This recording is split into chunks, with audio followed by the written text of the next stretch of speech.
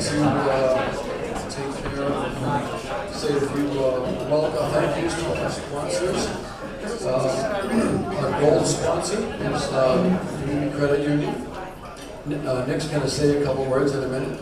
Our silver sponsors, the A. James Lynch Insurance Agency. I see Warren and Tommy here today. Cataldo Ambulance, Century Bank, J&S Transport, and MG Chew. Our bronze sponsors are Julius Brothers Construction, Lynn Economic Opportunity, and Lynn Community Television. Nick, do you want to come up and say a couple words?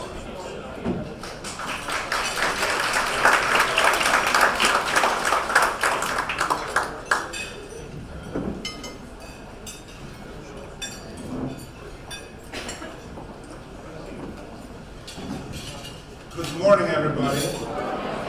It's great to be here and see all of you. So first, I would like to thank all of you who serve in various capacities, like on the board of the chamber. Some of you are public servants, some are elected officials who have sacrificed a lot to serve the community. So thank you to all of you. Also, all of you who participate in every way to make our city better. Not just running your business, but being involved. So, a few words about the Community Credit Union, and these are my co-workers here. And so the credit union is a leading institution, and we believe in local banking, that we can keep it local here in Lynn. And that means your businesses, the mortgages, everything that has to do with banking. So we believe in social justice. So, and a banking system that's fair, and banking cannot be fair unless it's fair for all. So we believe that 80% of our employees are bilingual or trilingual, 1/3 of our employees are Latino. We really represent the community, and we offer excellent banking services. So you will find some information on your table, in front of you on the table. We have a special offer for $1,000 off your closing costs if you bring your mortgage to us. We would like to keep it local here in Lynn, and we would like to know you and learn more about you, your business, what drives you, why you're doing what you're doing, why you're involved, and how we can work together. So thank you all. Enjoy your breakfast and enjoy this great day. Thanks.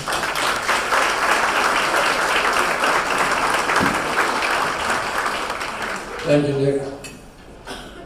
And I just want to echo Nick's comments about thanking our sponsors. And I just urge everyone to use chamber businesses because we support each other, we help the community. Let's see.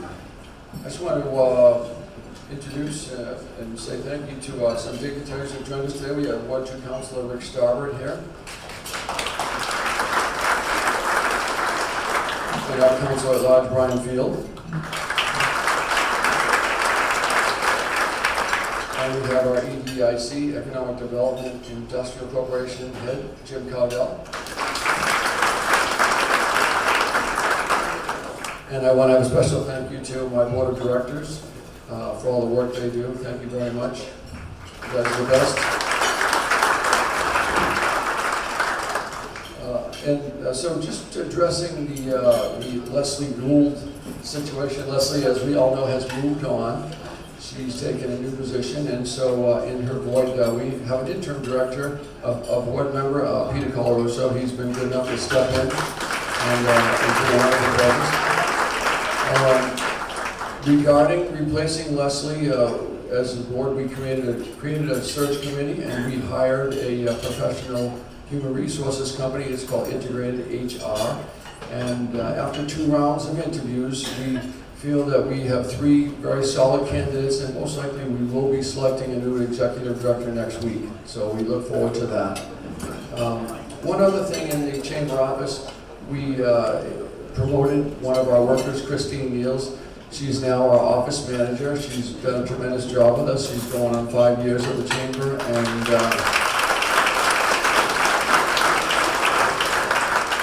in the absence of Leslie, she plays a very important role, and she'll be working closely with our new director. So thank you, Christine. So just in general, about the economic development of Lynn. It's a very exciting time right now. You know, we have several development projects that are about to begin that are really going to transform the city. It's going to be great for our tax base. I'm sure the mayor's thrilled about that, as we all are.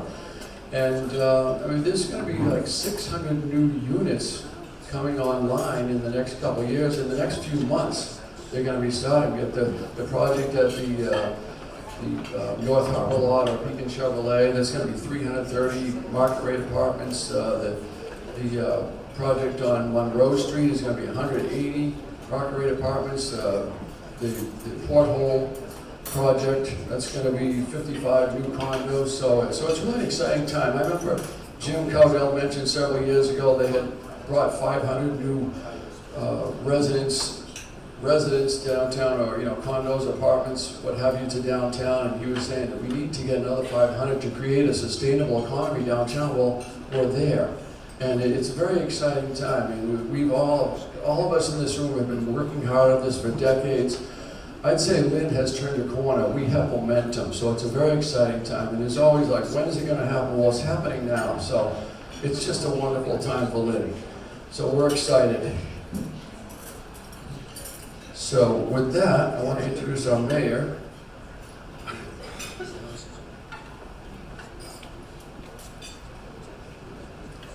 So as we probably all know here, we all know Tom very well. He's a lifelong resident, and he was first elected to the Mass House of Representatives in 1995, and he served 4 terms there. He was then, in 2002, he was elected as the state senator for our 3rd Essex District, and he rose to become the Senate chair of the Joint Committee on Transportation, a very important position from 2011 to 2017. And in 2017, he was elected overwhelmingly as our mayor. So we're thrilled to have Tom and our mayor. And without further ado, ladies and gentlemen, our mayor, Tom McGee.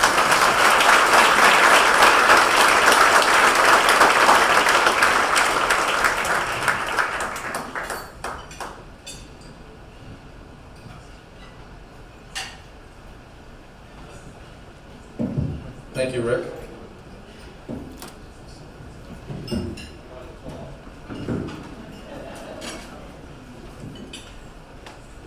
Thank you. Great to be here this morning, and good morning to everyone. It's great to be here with you to reflect on the 6 months since I took office, and to talk about what my team, and you will hear this morning, and I are working on to bring Lynn together and create opportunity for our city. When I was sworn in as mayor, I knew that our city was facing some very serious financial issues that had not been addressed by the previous administration. But as I said in my remarks that evening, Lynn is a city we all believe in. That is why I ran for mayor, and why I know that the work we do today will make our city stronger and better in the future. I soon realized that getting our finances in order would be a difficult, long process, but it was essential in getting us on the right path.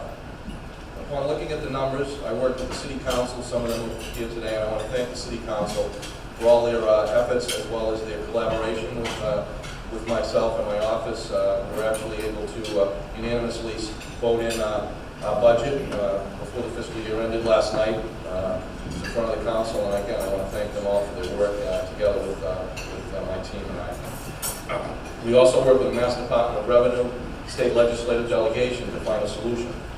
After much discussion of our options, the city approved a home rule petition to borrow $14 million to balance our budget over the next 2 fiscal years, including FY19, so FY18 and 19. While borrowing is not the ideal situation, it's the best option available to us to bring some immediate stability. Looking more long-term at the city's finances, we are working with the Collins Center at UMass Boston to assist us in hiring a full-time CFO, a position that is critical to creating a stable future. They are also working with us to develop a 5-year capital improvement program and fiscal policies, as well as reviewing our city charter, ordinances, and governance structure to ensure that city government is working in an effective and efficient manner for you and all of the people of Lynn. As a member of a family who has been here for generations, I know that the real strength of Lynn is its people. It's important to me that our city government both recognizes that importance and creates an atmosphere where everyone, regardless of their background, can live, work, and raise a family. That is why over the last 6 months I've worked to lay the groundwork to increase economic opportunity, invest in our children and our schools, and in programs and infrastructure that benefit all residents, businesses, and draw visitors to be able to experience all that our amazing city has to offer. Attracting economic development, both residential and commercial, is a key factor in our future success. From day one, I've been working with my colleagues at the state and city level to get Lynn in the best possible position to attract and seek out these opportunities. We have chosen the consultant UTIL to work with us and the public on updating our waterfront master plan. We're beginning that process shortly. And we're meeting regularly with my economic development team, some of them who are here today, to refine our pitch to companies and developers so that they can see what we already know about Lynn. We are the right place to set roots and invest. And I want to thank the economic development team, Jamie Marsh, Charlie Gator, Jim Cowdell, many of the department heads, Mike Donovan and Andy Hall, Dan O'Neill as well has been meeting with us. I was talking to Jim this morning because I'm looking for a book report. I was recently at a conference of mayors meeting, and a book came up from Jeff Speck called Walkable City. So I was really impressed with that presentation.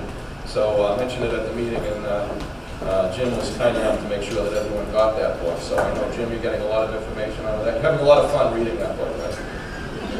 But it's a testament to the commitment on the development team and the people that care, that we're working together, we're finding ways to think outside the box and look at solutions and opportunities that we find in the city, and that's what it's all about. And so that teamwork is really exciting to be a part of that. I want to thank them for all the work they're doing with us. We've chosen, again, many of you were present at the Gateway North Washington Street ribbon cutting earlier this week. The theme among all of the remarks was now we need to build off of that success. We are hopeful to be attending the groundbreaking of the North Harbor site, a 340-unit residential development with an extensive public access along the ocean, which I think is just as important as the development, this fall. We're also looking at a 10-story mixed-use development on Monroe Street in the very near future. The Gearworks site continues to progress through permitting process, and I can assure you that this is just the beginning. My team and I are meeting weekly with interested parties and landowners about how they can be part of our shared vision for Lynn. I'm happy to say that we recently received great news. This is really exciting. That will help us increase our attractiveness to investors. Lynn has been designated by the federal government as an opportunity zone. What this means in this designation, developers and investors are incentivized through federal tax breaks to invest in our city. We submitted 4 zones. The governor's accepted 4 zones, and the federal government accepted those 4 zones, including our waterfront and our downtown. That's very exciting news.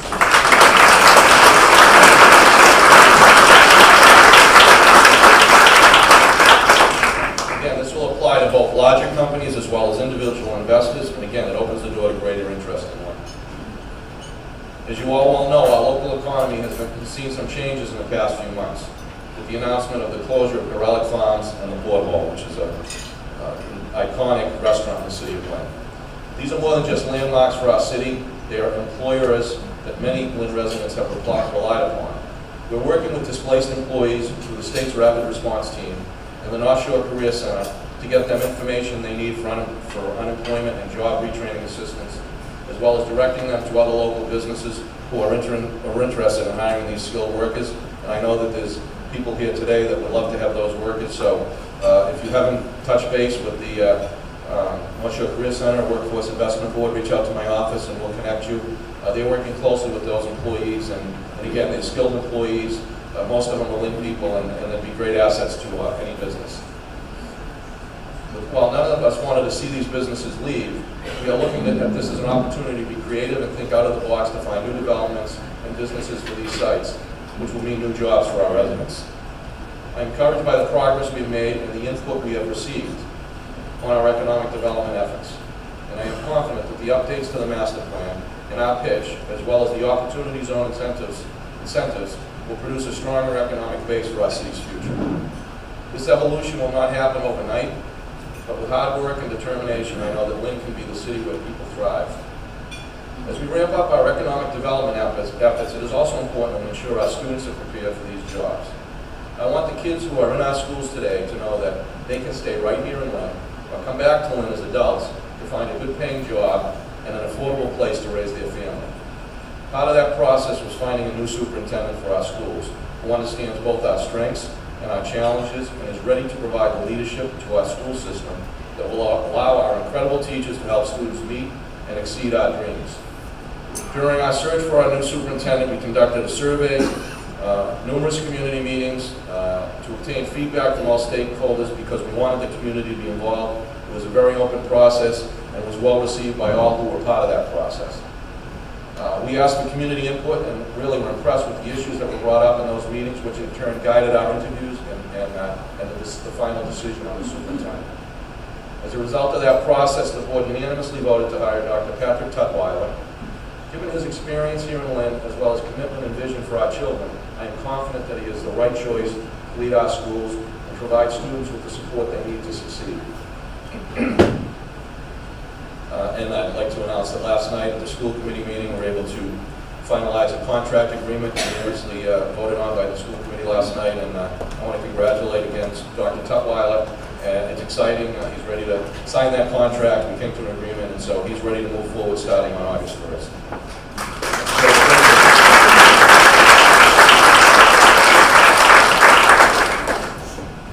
Lynn has the 5th largest school district in the Commonwealth, with 26 schools and over 16,000 students.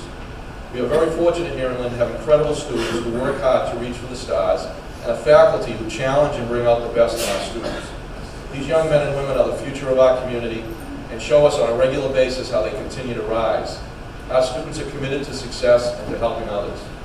They work nights, care for siblings, volunteer in our community, tutor fellow students, and find ways to learn and grow outside of the classroom. I think that sometimes we don't realize the magnitude of what our students have achieved, so I'd really like to highlight a few of them for you today. Our middle schoolers were in the top 3 in the state for the first in math national program. Ingalls Elementary was recognized as the 2018 School of Excellence from Imagination, representing the highest distinction for its use of the language and literacy program. Our Skills USA students attended the National Skills USA Leadership Conference and brought home 7 gold medals and 1 silver medal.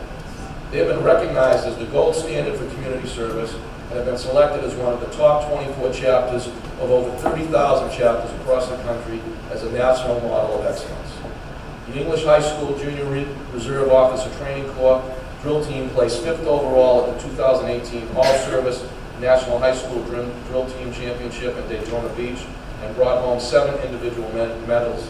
And not only are they getting recognized as performance, but wherever you go in the city and outside of the city, they are there on special events to ensure that that event is special, whether it be honoring the flag, the Pledge of Allegiance, the Star Spangled Banner, being the honor guard. They were at Fenway Park this week as the honor guard for the recognition of Harry Guinness on Greek night at Fenway Park. They are a real tribute to what really exciting things happen in their own schools. So it's not only the awards they get, but the commitment to making a difference in the community. And I'll tell you, it's recognized both in and outside of it. So they're doing excellent work. Our vocational school offers 17 high-demand recognized programs that will allow 969 enrolled at the school to have the training necessary to move right into highly skilled, good-paying jobs upon graduation. An example of what the good work they're doing was in the Beyond Walls. This week, 3 tech students were working with Local 103 as a job interns and working a lot of hours to help create that exciting new lighting under the underpasses downtown. That's just an example of the great things happening.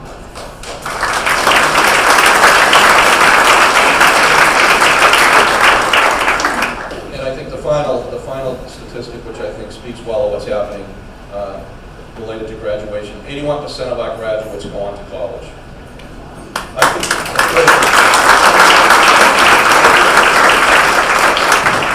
I could go on and on about our amazing students and the great things going on at our schools, but suffice it to say our students are dedicated, our faculty is committed, and because of these young men and women, our city is looking at a bright future. We need to make sure that we are constantly working to provide the best environment possible for these students to continue to achieve great things. That includes new middle schools and developing a capital plan for addressing our aging elementary schools. That is a key piece of what we need to do. We need to do it together. We need your support to ensure that we build new middle schools and we address the elementary schools. Great things are happening, but when you put them in a new school like the Marshall Middle School, you can see the real, the kind of feeling those kids have knowing that they're valued enough to have the kind of school they deserve. Along with education and economic development, that's important.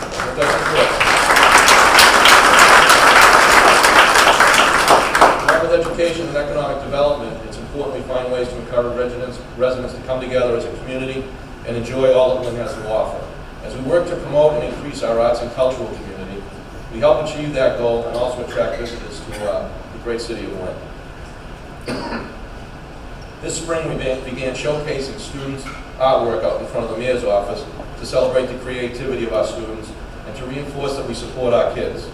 We also hope that it will serve as a reminder that City Hall is not just where I sit or where you go to pay a bill, but that's a community building. And it'll actually be 70 years old next year. It's a historic register. It really is quite a building, and I know one of my former colleagues, Anthony Petroselli, is here, but reflective of that, a lot of people that come to Lynn that for the first time come into City Hall are pretty impressed with the building, the style of the building, and what kind of a facility it is. So we're proud of that as well. This spring we began, we are bringing back our Beyond Walls Festival this summer. Hopefully everybody will be a part of that. And we're working to build on its success to attract even more than last year's 5,200 attendees. Capitalizing on our downtown, in addition to the robust lineup of concerts and live shows, we've also begun to offer movies at the auditorium. Our first movie, The Darkest Hour, was shown on May 25th, and that was a great success, with a very reasonable admission of $3. I don't think you'll find a movie anywhere in Massachusetts for $3. We hope that our future showings will draw both residents, thank you, will draw both residents and guests to the auditorium and encourage them to dine at our local restaurants. And I'd be remiss if I didn't say our next movie is July 28th, Yellow Submarine, if anybody is familiar. It's 50 years since it was released with a sound system, with a great sound track in that movie. It should be a fun night, 8 o'clock. And some of the restaurants downtown are offering discounts if you're going to the movie. So come on down, join us. We serve beer and wine, popcorn and candy, and really it's a great time.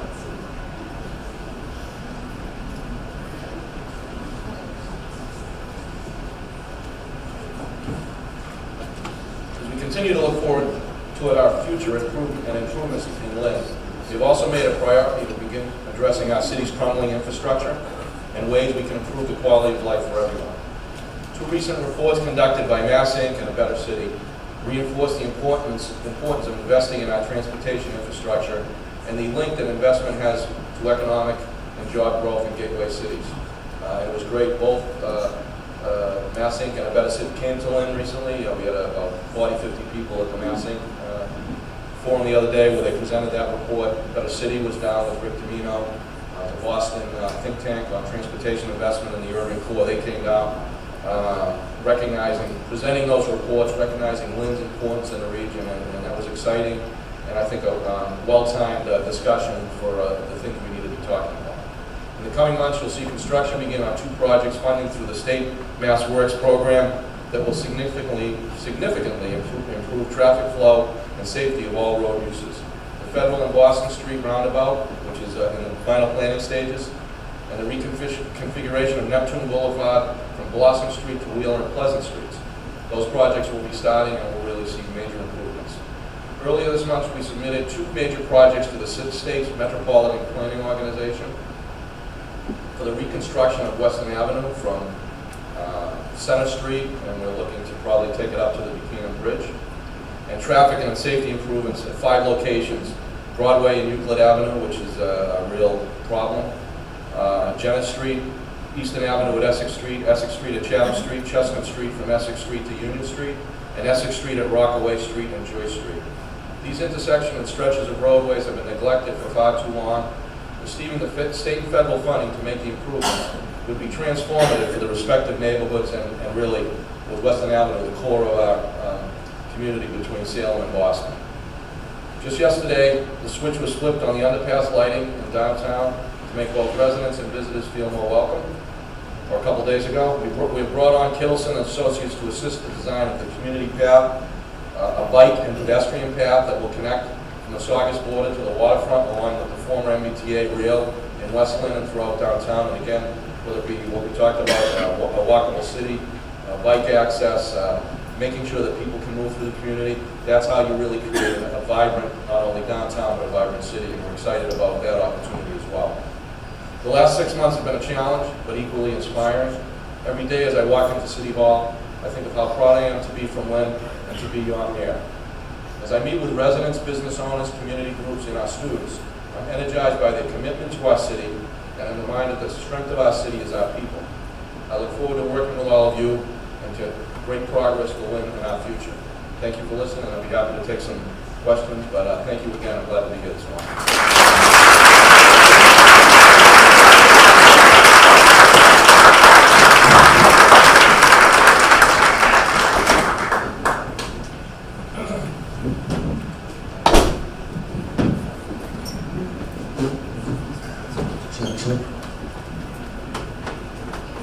Thank you, Mayor, for addressing us. My name is Marianne Blatos, and I was born and raised in the city of Lynn, and I moved away, and now I'm back in Lynn over the past 2 years. Before I lived here, I lived in downtown Salem for 11 years. In that 11 years, I saw tremendous growth and excitement in that downtown. And I know Lynn has a downtown, it's a different structure than that downtown. And the question I have for you is, you've talked about bringing people to live in the city, but it's not, I don't think this is a destination city. Like, Salem is a destination. People go to Salem to spend a day, to spend money, and I don't see that happening here. And I'm wondering if that's part of your plans for growth of the city. I think it's exciting that you're bringing people to live here. But I want to know how, I want to see people come here and spend money, cruise ships and things like that you're doing in Lynn. And I think that would be very exciting for the growth of the city. Thank you. Well, thanks for the question. It's a great question. I went to Salem State in 1975-76 for a year. I ended up at ULOL, graduated there. Thank you. And I can tell you, remembering what Salem was like in 1975-76 was no different than Lynn is today. And I say this a lot, and many of you may remember this, they decided we're going to think outside the box and create a moth. I don't know if people remember, that was completely panned. Everybody thought it was a crazy, stupid idea. What do you mean you're going to put, condos on the waterfront and all that? Well, and that was the start of their embracing what their history is and what they're about. Similarly, and I think we have as rich a history, if not more of a history than Salem, related to the shoe industry, creating the jet engine. We were the gateway to the North Shore, where we had restaurants and movie theaters. We had 12 or 13 movie theaters. We were the location where people came. And so I think we're in the process of going in that direction. There was a story in the Globe 2 weeks ago, I think, how music saved the city. Anybody got a chance to read it? It's about Asbury Park, New Jersey, that was really vibrant in the 60s, and with the rioting at the end of the 1960s and the downturn in cities, things really kind of went south. They're back again because they embraced culture and arts and music. And I think the Arts and Cultural District, we signed the compact yesterday. We had Mass Cultural Council out with Anita Walker. We're only one of 6 communities in the state that was chosen to be part of that. We signed the compact. As we start to develop restaurants, as we see 60 to 80 shows a year in downtown, exciting things are happening, but I think more importantly, we need to start drawing on our history, and we will be a destination. We're a 25-minute ferry ride from South Boston, 25 minutes. Try and drive there. It's pretty daunting. I know my wife drives there every day, people coming here, but more importantly, people coming here to enjoy the downtown, and other people coming here to enjoy the rich history we have. That's why I mentioned City Hall. We've expanded our Arts and Cultural District out to City Hall, out to the library, which is a really unique and wonderful building that we need to, I think, highlight.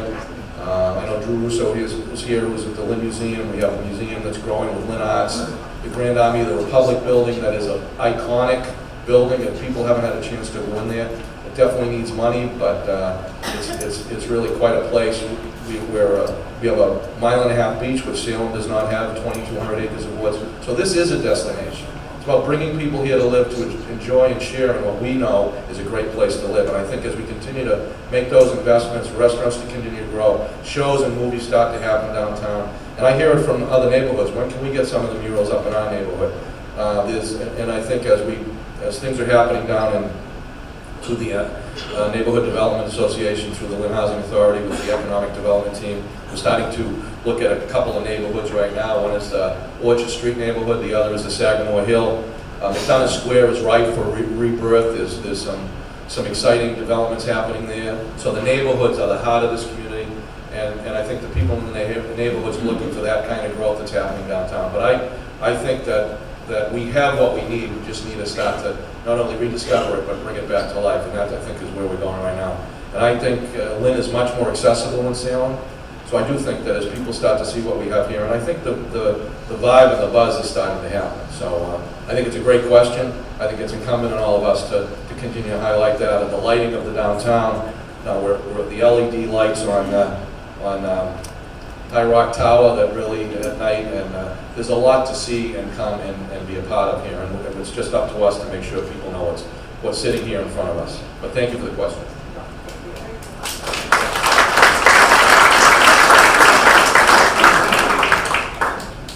Hi, good morning. Great information. I'm Dee Vigneron. I'm with the Marblehead Chamber Board of Directors and a broker at Gold Banker in Marblehead. Along the lines which you mentioned with the ferry, I know that my kids are in their 30s. They both work in Boston. A ton of friends work in Boston. And fortunately, right now, they just added a shuttle from Marblehead over to Salem to catch the commuter. But in the past, they did use the Lynn. And just curious, especially with the development of the land with condos coming and the apartments, how does that look like? It's promising that will happen soon? Thank you. It's a great question. I hope, hopefully, and I know the Lynn Chamber was very supportive of the 2-year pilot, and we had some days almost 300 people a day taking that ferry, which is unbelievable in the second year of a pilot program.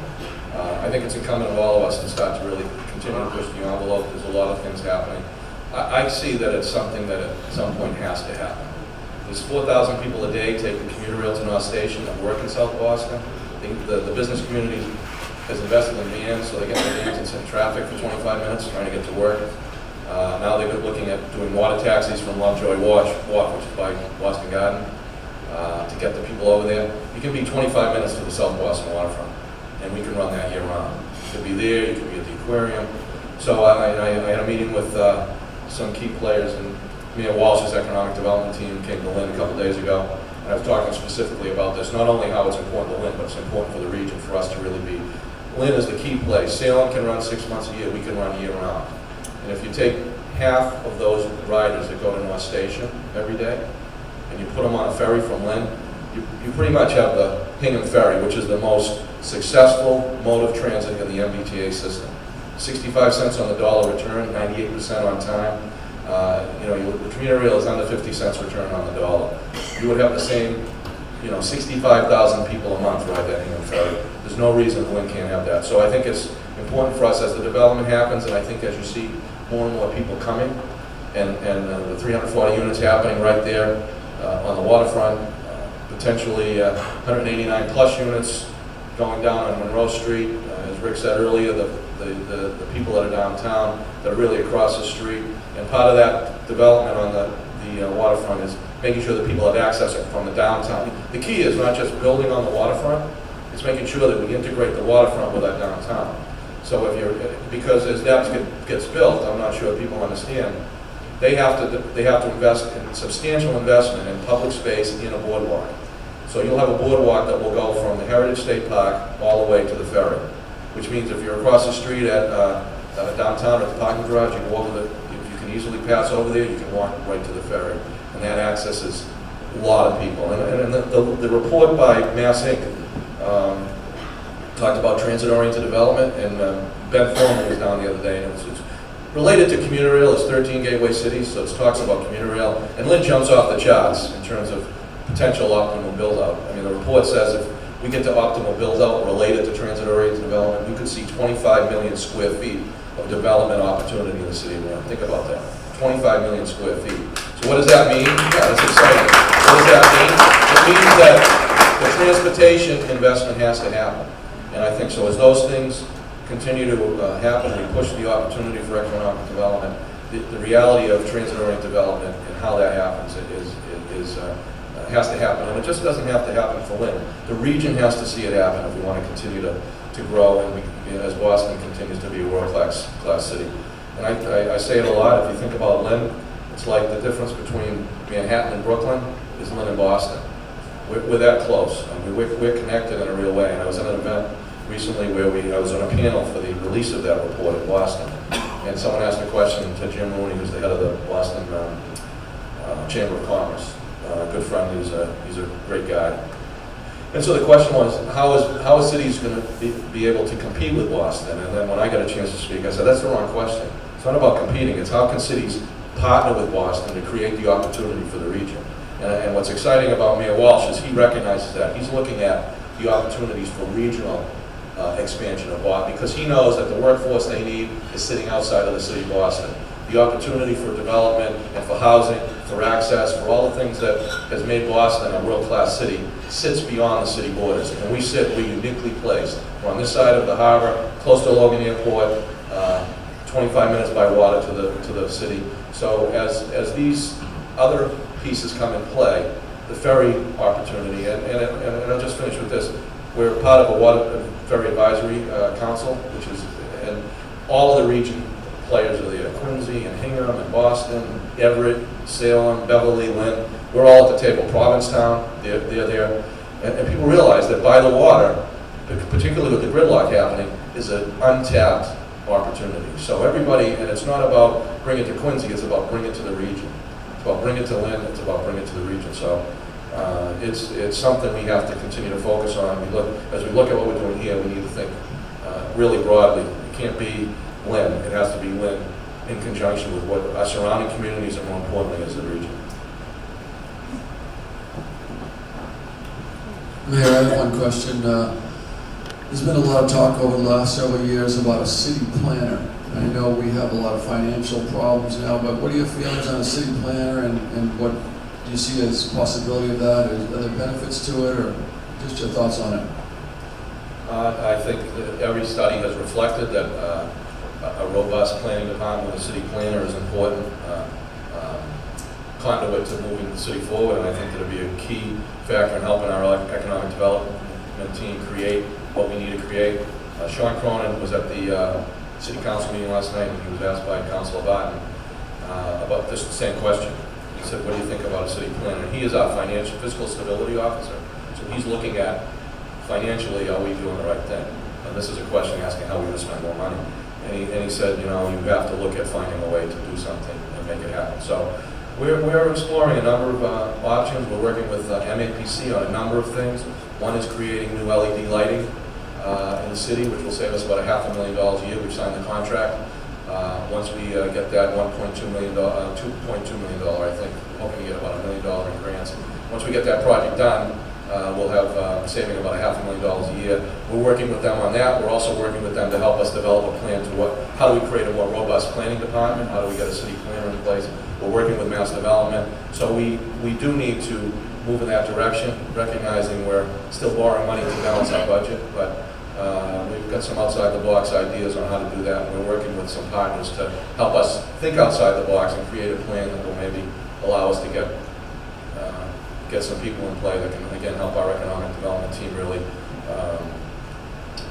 deal with the exciting opportunities we face going forward.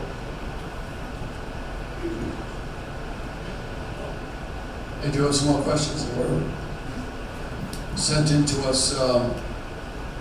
We had a very interesting meeting at our Government Affairs Committee meeting last month.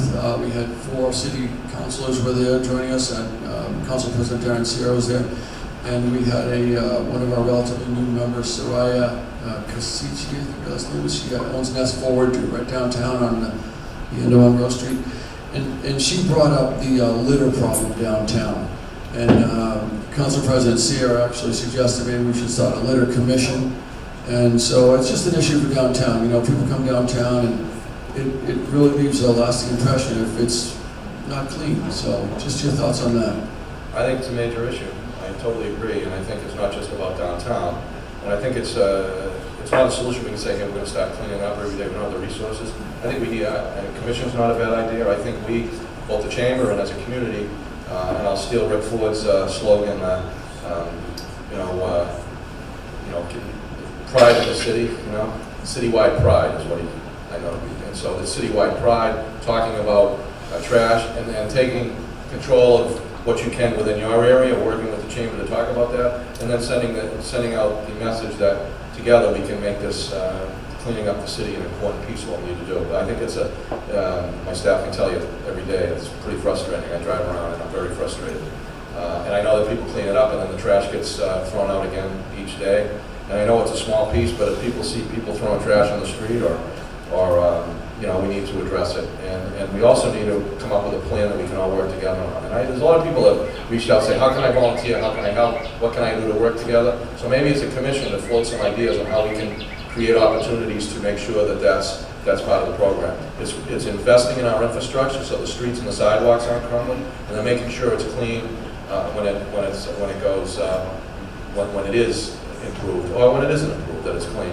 The other thing is, when I walk down in some businesses that, there's grass this high, that the trash isn't picked up on their properties, there's weeds growing everywhere. I mean, it's important for businesses to be, good neighbors as well and have that citywide pride. So it's incumbent on us to set the tone, talk about it, how can we work together to solve the problem, and I think ask for people to take pride in their properties and their locations to set the tone for their neighbor or for the neighborhood. So I don't know what the solution is, but it's a real frustrating piece. So I asked the chamber, and I'm glad that they came in front of you, Rick, to be engaged with us on that, and let's have some ideas on how we can move in a direction that addresses that issue. Because if you say trash on the street, it reflects poorly on the city.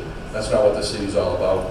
And I think the more people that, and I'll say this, on city property, similarly, we want to make sure that our city property is clean and maintained properly, and that's something we can be a part of, but we need to be part of it and partners in moving that in that direction. So I'm asking all of you as well as the chamber to work with us and come up with some ideas on how we can move together and make the city what we know it is and can continue to be.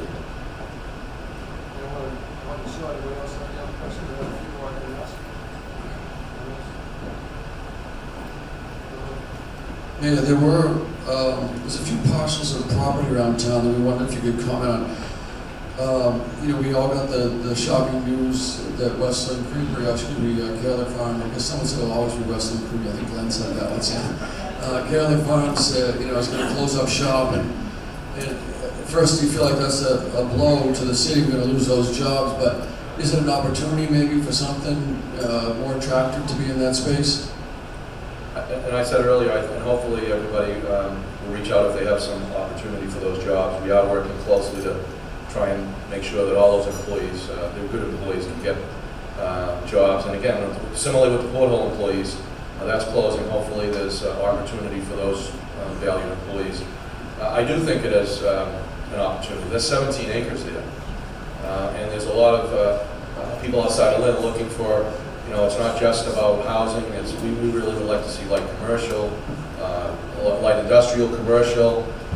Maybe that building can be repurposed for other, and that's only a piece of that property. So you can repurpose the building for whether it be a brewery or a light industrial or other possibilities. The Cummings Center took an old factory and repurposed it for something exciting. That's happening around the region. So I think we need to think a little bit bigger and outside the box.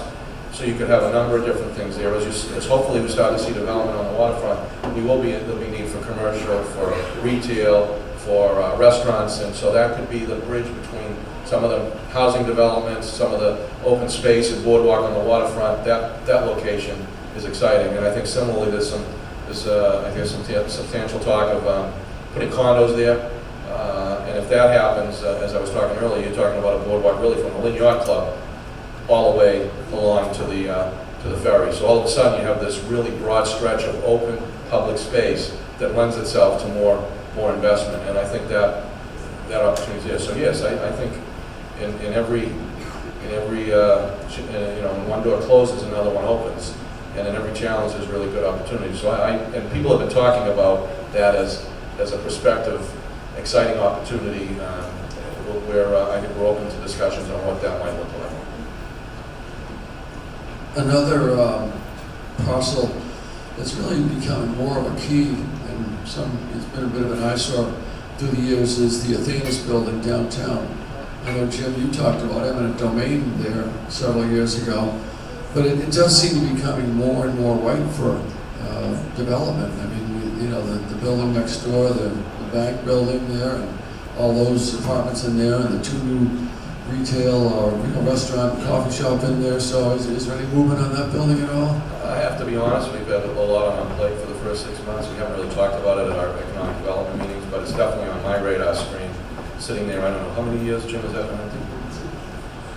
15, 17. It's just sitting there empty. And the other side of it is that the parking lot is, I know there's parking in there, so I'm assuming they're getting money, but there's trash strewn and really not a good looking piece of what's going on down there.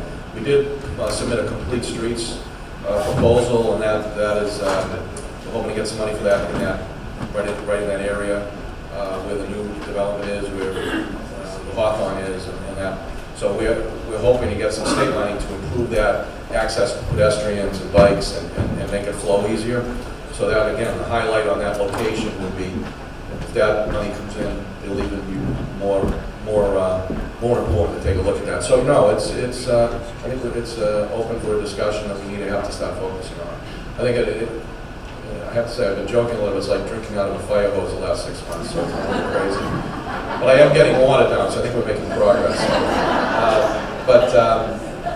But that is on our radar screen. But I think with all these other development opportunities, we've really been in an exciting way focused on that. I just don't see why that can't be something, particularly with the parking lot. There's a good amount of land there. That really is something that's a potential key piece to that. You know, and you know, we can continue to joke about this walkable city. But when we had the 2-day, trying to blank on what it was, Jim or Bill. We had the 2-day walk around. Was not the UDL, the Urban Land Institute. That's it. So they came and they did a 2-day walk around about the downtown, and they brought up again the walking piece. And if you walk around downtown, everything is a couple blocks away.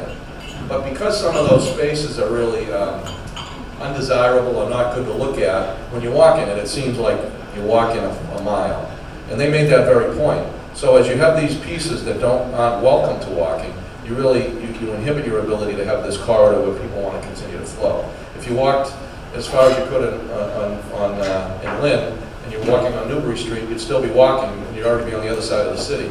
And walking on Newbury Street, you walk it because you want to be walking in and seeing all of the spots on there. So every piece along that corridor, as it starts to improve, creates a much more walkable and welcoming place. So I think as those things happen, you're going to see that becoming a more and more standing out as a real spot that needs to be addressed. It's a good question.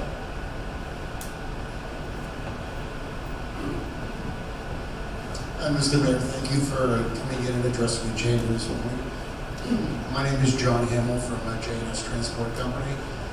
Lifelong Lynner, born and raised in Lynn, started a business here in Lynn 25 years ago.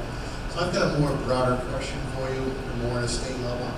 With the legislature passing and the governor signing the $15 minimum wage increase, paid family leave, medical leave, are you fearful that that may have a negative impact on the overall economy, job growth, employers bringing in new hirees, entry-level jobs?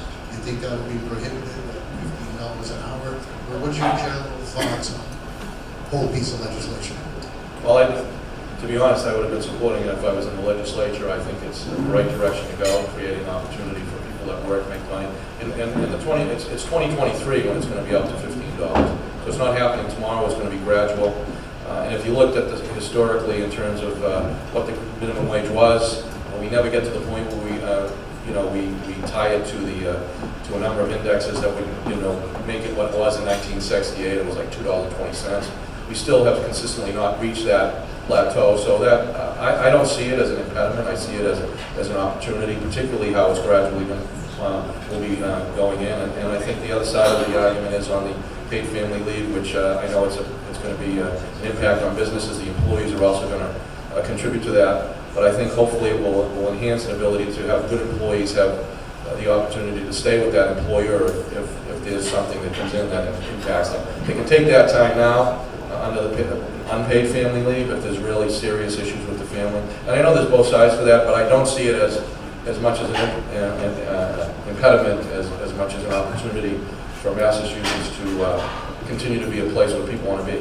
What I do see as an impediment to our future, and I think it's the number one thing, and I'll say it because I guess it's my passion and people understand this, lack of investment in transportation. If you can't get to where you need to be, you can't get your employees to where they need to be, or your employee, you can't get to where the jobs are. And I'll tell you, in Lynn, I don't know if people know this, within the surrounding neighborhoods around the commuter rail station, the average yearly wage is $20,000, but the train is $625 a day. Only less than 700 people a day take that train. Affordable transportation access to where the jobs are. Hopefully they're in Lynn, but if they're not in Lynn, I really believe that the number one impediment, and I can tell you, wherever I go on the North Shore or anywhere else, people are talking about transportation because they're sitting in traffic for an hour and a half. Try and get into Peabody in the morning. Try and get into Salem. It's not just about going to Boston. It's that to me is the real challenge that we face in terms of creating that opportunity. And if we can get our hands around that and be a model for the country, I really believe that we will continue to see our economy thrive in uptown times and in down times because of the broad, diverse economy that we have here. But the key is getting people to where the jobs are, and that's a real challenge. Just on that issue, it is very, as business owners, is there any possibility they're going to have some kind of a like youth wage, hourly wage? Because the point of minimum wage, I think, was for people. It was a bottom rung of the ladder, and you work your way through it. And it's just going to make it very difficult for a small business owner. I put a couple of high school kids on year-round. I used the summer work program in the summer, but putting them on $15 an hour, the jobs aren't going to be there. We're going to have a lot of automation that's going to take jobs away. I mean, it's a double-edged sword. And I can see it's a nice thing to have $15 an hour, but it is going to cost the business community. There's going to be a lot of businesses that will really be hurt. A lot of jobs will disappear. It's not a business-friendly move, but just on the youth wage, is there any possibility of that? Well, I'm not going to speak to the youth wage. I'll speak to the proposal that came out. It was business leaders as well as advocates for those proposals came together on a number of different issues and came to a bargain to create a proposal that everybody could agree to. The sales tax reduction was on the table. We can agree that you can agree or disagree with that. That it would have been $1.2 billion reduction in revenue for the Commonwealth. We're already struggling to get money into the cities and towns. So that was a proposal that people came around the table and took numerous pieces of legislation that would have been on the ballot off the table because they were willing to work together. I know that the Retail Association was very involved in that and other business leaders. So that was a discussion which would have been, I think some of the proposals were there people felt would have been really onerous. So that's what compromise is about. That's about working together and those business leaders as well as advocates work with the legislature. The governor signed it to find a middle ground to address your concerns, but to address concerns of the legislation that would have been on the ballot. There would have been really good and bad things that would have happened if those proposals got to the ballot and were passed. So it's those are the pros and cons you speak. And I'll just one final note again. If you look at the minimum wage and how it has continually not met the inflationary. If you look at the statistics, it has not by inflation been what it is when it was initially proposed. We can go back and forth on the pros and cons of that, but again, the legislature will be discussing those things, and I know that as part of that process, they'll be talking about those issues that you're talking about. So I'll leave that to my colleagues in the legislature. Thank you, Mayor.